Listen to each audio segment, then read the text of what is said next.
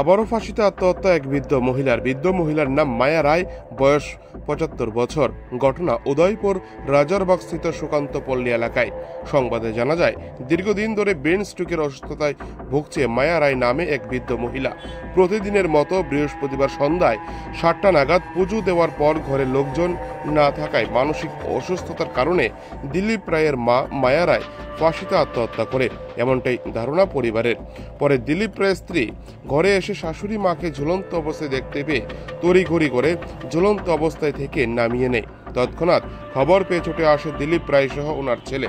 দিলীপ রায় মায়ের এই অবস্থা দেখে খবর দেওয়া হয় রাধা কিশোরপুর মহিলা থানায়। পুলিশ ঘটনাস্থলে গিয়ে পৌঁছে মায়া রায়কে গোমতী জেলা হাসপাতালে নিয়ে যায়। সেখানে কর্তব্যরত চিকিৎসক তাকে মৃত বলে ঘোষণা করে। বর্তমানে মৃতদেহ ময়নাতদন্তের জন্য মর্গে পাঠানো হয়েছে। এদিকে পুলিশ একটি মামলা হাতে নিয়ে তার গোটা তদন্ত প্রক্রিয়া শুরু করেছে। মায়া রায়ের মৃত্যুতে এলাকায় গভীর শোকের ছায়া নেমে আসে। আমি তো বাজারে গেছি গা, সে বিকালবেলা ভাত কাটা খাওয়ার পরে এরপরে আমার চিমনও গেছে গা দোকানে। তো তার মা ছিল বাড়ির সন্ধ্যাবাতি দিয়া একটু রাস্তার বাইরেছে, আইয়া দেখে মা এই অবস্থা ঝুলা রয়েছে। এরপর তার মা মনে হচ্ছে প্রাণ আছে, দেখা নামাই লেছে। আপনার মার নাম মায়ারা, বয়স কত? ৭৫। এটা কোন জায়গা? এটা উদয়পুর সুকান্ত বলে। আপনি কি করেন? আমার সব ফলের দোকান। কোন জায়গায়? চোখ বাজার। আপনার নাম? দিলীপ রায়।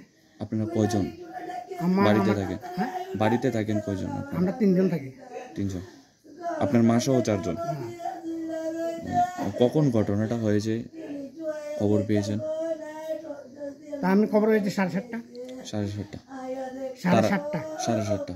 তার আগেই ঘটনা। হ্যাঁ। আপনি এসে দেখেন আপনার মা মৃত, হ্যাঁ। খাটের মধ্যেই শুয়ে। হ্যাঁ। পুলিশকে জানিয়েছেন এই বিষয়ে? হ্যাঁ, জানিয়েছে। পুলিশ আসছে। আচ্ছা।